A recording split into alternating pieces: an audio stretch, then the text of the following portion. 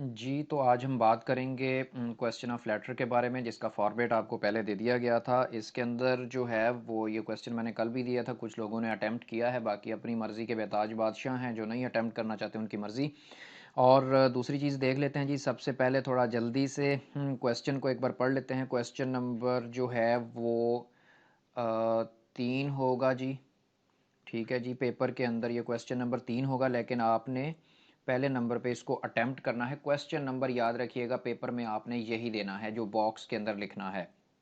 Question को पढ़ते हैं जी। Kabir textile mills has contracted with food servers, यानी कि ये दो कंपनियां हैं जिनकी मामलात चल रहे हैं टू प्रोवाइड मील्स। अब मामला किस चीज़ के बारे में चल रहा है वो ये बता रहा है। For its factory staff the factory runs 24 hours a day 7 days a week. ठीक है, इसकी डिटेल वो बता रहा है कि इतना स्टाफ है हमारा। ये इसके अंदर वो स्टाफ की डिटेल वगैरह बता रहा है कि कितने लोगों के खाने और चाय वगैरह का कॉन्ट्रैक्ट हुआ है।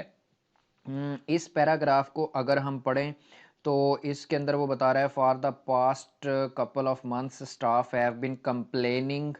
ये आ गया इस क्वेश्चन लेटर के लिखने का मकसद, complaining about serving of stale food, deteriorating quality and meal shortages. ठीक है जी, मतलब इशू ये है असल।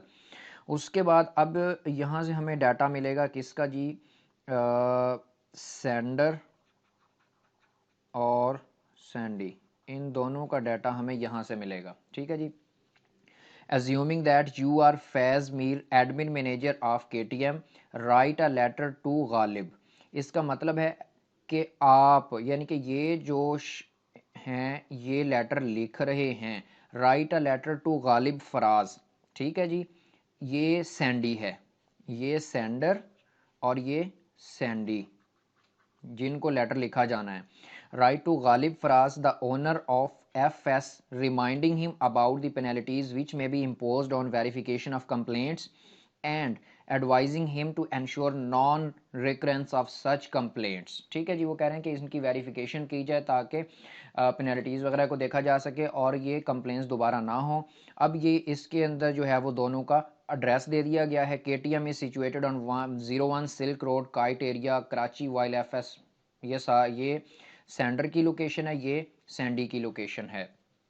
तो आगे चल के इसका मेन सोल्यूशन देखते हैं, क्योंकि क्वेश्चन तो आप खुद भी पढ़ लेंगे। इसमें से कंपोनेंट्स उठाना वो फॉर्मेट के की तैयारी पे है। अगर आप फॉर्मेट अच्छे तरीके से याद कर लेते हैं, तैयार कर लेते हैं कि फॉर्मेट के कंपोनेंट्स में क्या क्या चीज़ें आएंगी, तो मैं आपको सोल्यूशन बता देता हूँ ताकि वीडियो ज़्यादा लंबी ना हो। सबसे पहले जो है जी, सबसे पहले होता है जी सेंडर का डाटा। ये सेंडर का डाटा है जी, सेंडर का डाटा है जी। ठीक है जी, ये सेंडर की कंपनी का नाम है कबीर टेक्सटाइल मिल्स। ठीक है जी, जिन्हें FS वाले खाना सप्लाई कर रहे थे। ये जो है वो सेंडर की लोकेशन है। उसके बाद ये कॉमा याद रखिएगा। ठीक है, कल बाज लोग जो हैं वो 01 सिल्क रोड के बाद जो है ना ये काइट एरिया को दूसरी लाइन पे लेके आ रहे थे और फिर कॉमा लगा रहे थे, वो भी ठीक है, एक्सेप्टेबल है। लेकिन अगर लोकेशन इतनी हो कि जो एक लाइन पे ही आ रही है तो आपको दो लाइनों के अंदर इसको फिर तोड़ने की ज़रूरत वैसे नहीं है। लेकिन अगर आप कर भी दें तो इसमें कोई गलती नहीं कंसीडर की जाएगी। उसके बाद जो है वो मेन सिटी और ये फुल स्टॉप। ठीक है जी, ये हो गया सेंडर का डाटा। उसके बाद ये डेट आ गई, क्योंकि ये क्वेश्चन के अंदर तो डेट नहीं दी गई थी। और मिसाल के तौर पे अभी जो आपका WST हो और उसके अंदर डेट ना दी गई हो, तो जिस दिन आपका टेस्ट हो रहा हो जी, ठीक है, तो फिर आप वो वाली डेट यूज़ कर लीजिएगा। अगर वो खुद डेट दे तो फिर आपने वो टेस्ट वाली डेट इस्तेमाल नहीं करनी, जो डेट उसने दी होगी आपने वो इस्तेमाल करनी है। ठीक है जी, उसके बाद जो है जी ये अब सैंडी का डाटा है। ठीक है जी। अच्छा जी, इसके अंदर सबसे पहले जो है वो सैंडी, जिसको आप लिख रहे हैं, गालिब फराज को लिख रहे हैं। ठीक है, ये क्वेश्चन के अंदर दिया हुआ है। अच्छा, ओनर है वो। ठीक है, इसका डेजिग्नेशन भी क्वेश्चन के अंदर दिया गया होगा। आपने अपनी तरफ से CEO नहीं लिखना, बस जब उसने ओनर लिख दिया इट मीन्स आप भी ओनर लिख दें। ठीक है जी। कंपनी का नाम क्वेश्चन के अंदर दिया गया है। कंपनी सैंडी की लोकेशन आपको आखिरी पैराग्राफ के अंदर दी गई है। उसके बाद ये कॉमा नहीं भूलना, और कराची मेन सिटी है, इसके बाद ये फुल स्टॉप आपने नहीं भूलना। ये हो गए फॉर्मेट के कंपोनेंट। सब्जेक्ट भी जो है वो आपको क्वेश्चन के अंदर ही दिया गया। अभी तक जितनी मैंने बातें की हैं हर चीज़ जो है वो क्वेश्चन के अंदर से ही उठा के आपको बताइए। उसके बाद क्योंकि उन्होंने बता दिया है कि मेल टू मेल ही लिखा जा रहा है, तो डियर सर इसके बाद कॉमा है, ठीक है, ये याद रखिएगा। उसके बाद लेटर के 4 हिस्से होते हैं, आपको मैंने पहले भी बताया था। सबसे पहले जो है ना, जो आपने इब्तदाइया लिखना है, उसके अंदर आपने उनकी तारीफ़ करनी है। जैसा कि मैंने ये सॉल्यूशन बनाया है, खुद लिखा है मैंने। We appreciate food server for cooperation in matters of communication, यानी कि आप हमारे साथ अच्छे तरीके से कम्युनिकेशन करते हैं, जो भी इशू होता है उसको जवाब देते हैं हमें। Supply of best standard material, ठीक है जी, अच्छी क्वालिटी का मटेरियल आप हमें देते रहें। एंड इमीडिएट रिस्पॉन्सेज, और उस पर आपका फौरी रिप्लाई भी होता है अगर हमारी कोई कंप्लेन होती है। तो ये स्टार्टिंग पैरा है, ना कि आपने स्टार्ट में ही जो है ना वो उन पर बम गिराना स्टार्ट कर देने हैं कि जी आपने हमारे पे जुल्म कर दिया ये ख़राब खाना दे के। ठीक है, ये हो गया पहला इब्तदाई यानी कि तारीफ वाला पैराग्राफ। ठीक है जी, 1 नंबर पैराग्राफ। ठीक है, इसके बाद दूसरा पैरा यहाँ से स्टार्ट हो रहा है। अब इसके अंदर आपने जो है ना वो इशू बयान करना है। ठीक है, अच्छा जी, इसके अंदर जो मेरी समझ थी मैंने उसके मुताबिक लिखा, you always provided quality services regarding the contracted plan that involve supply of meal and tea to our staff that was the best in previous but from back couple. ये देखें ना, ये थोड़ा सा तरीके से चल के उसके बाद यहाँ से आके जो है ना वो इशू बयान करना स्टार्ट कर दिया। But from back couple of months there is issue of, ये इशू आपको वो क्वेश्चन के अंदर ही दिया हुआ है, ये आपने लिख देना है। ठीक है, अच्छा, तीसरा पैराग्राफ अब यहाँ से स्टार्ट हो रहा है कि इस प्रॉब्लम का हमारे ऊपर क्या अफेक्ट हो सकता है, यानी कि ख़राब जो खाना है इसकी वजह से हमारी कंपनी को, कबीर टेक्सटाइल मिल ये लिखेगी कि इस आपके ख़राब खाने की वजह से हमारी कंपनी को क्या नुकसान हो सकता है।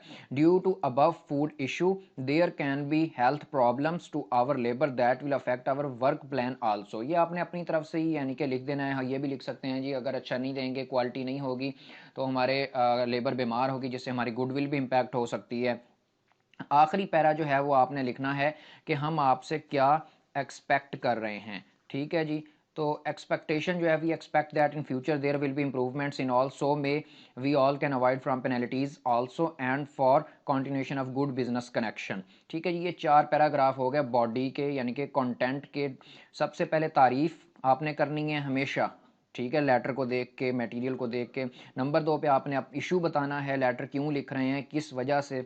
नंबर 3 पे आपने बताना है कि आपके इस इशू की वजह से हमारे बिजनेस पे क्या अफेक्ट आ सकते हैं। ठीक है, नंबर 4 पे आपने बताना है कि हम आपसे क्या एक्सपेक्टेशन रखते हैं। उसके बाद सिंसेयरली है, उसके बाद सेंडर का नाम है और सेंडर का जी रैंक है। तो ये अल मुख्तसर था जी कि एक लेटर क्वेश्चन को आपने किस तरीके से सॉल्व करना है। 1-2 क्वेश्चन आप सॉल्व करेंगे, इंशाल्लाह ये आपकी ग्रिप में आ जाएगा। क्वेश्चन पढ़ते हुए लेटर का सबसे पहले आपने फॉर्मेट्स के कंपोनेंट उठाने हैं, जो इंशाल्लाह आप 1-2 बार क्वेश्चन को पढ़ेंगे तो आपकी ग्रिप में आ जाएंगे। सबसे पहले सेंडर, उसके बाद डेट, फिर सैंडी, फिर सब्जेक्ट है, फिर डेयर सर है, फिर पहला पैरा तारीफ का है। ठीक है जी, उसके बाद इशू है, नंबर 3 पे अफेक्ट है, नंबर 4 पे एक्सपेक्टेशन है। बाज़ लोग क्वेश्चन करते हैं जी कि क्या हम एक पैराग्राफ लिख के जो है ना वो फिर एक लाइन छोड़ें, फिर दूसरा पैराग्राफ लिखें, फिर एक लाइन छोड़ें। तो भाई उसकी ज़रूरत नहीं है। जिस तरीके से ये देखें कि मैंने एक पैराग्राफ लिखा है यहाँ से लेके यहाँ तक, तो नेक्स्ट पैराग्राफ जो है वो मैं यहाँ से स्टार्ट कर रहा हूँ, तो कोई इशू की ज़रूरत ही, इसमें कोई टेंशन वाली बात नहीं है। ठीक है जी, और ये इंशाल्लाह ताला उम्मीद है कि समझने के लिए काफ़ी होगा। और अगर किसी को इशू हो तो मेरे भाई वीडियो को एक बार चला के ज़रूर दोबारा सुन लीजिएगा, ताकि इंशाल्लाह आपको फ़ायदा हो।